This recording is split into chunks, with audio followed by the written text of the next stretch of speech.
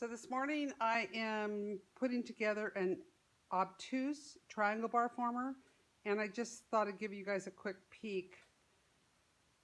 I took one yesterday and for some reason the volume didn't work. I've lined this obtuse triangle bar former, you can kind of see it under here, with our 1mm paper that comes in rolls. It really does a nice job in lining them. It's thicker than thin fire, but it's not as thick as 1/8 inch, so it's easier to push into corners.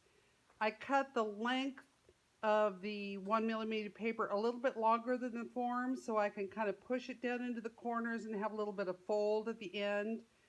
And then I put 2 or 3 triangles at the end that are also a little bit bigger, so they overlap the base. The most important thing about doing pattern bar formers is to make sure that they're sealed really well because they go really hot. Now this is an old obtuse former that I'm using that doesn't have the notches in the end. The ones you buy these days from us, we've notched them for our flow bars. In this case, I'm going to use one of our Ziggies right on top. It sits right there so that I can have some extra glass on top and have a nice flow to the pattern bar pieces. So in here I've got right now pale amber, blue topaz, medium amber, light green, and some aventurine green. That's what's in here in frit. And then on top I have put some, believe it or not, this is tangerine. It looks yellow, and you have to be very careful with these when you have scrap that you don't think later on that it's yellow.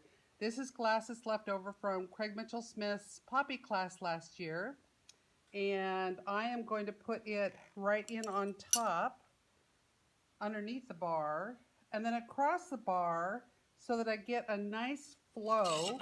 I am going to put some, let's see if I can get this so you can see it real good, just some white circle corners. And you want to make sure as you're doing this that as you look down, all the corners of the glass are within the space, although they will bend a little bit to as they heat up to go in, but this will give it a nice flow. I'll throw another little one on top, and then I'm going to put a green across the whole top, and that's going to give this enough of a flow that it's going to make for a real interesting bar. So I hope this has been helpful.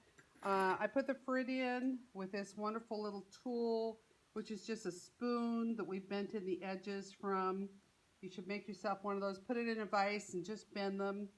And it's a real handy tool for getting frit where you want it. So there you have it. Thanks.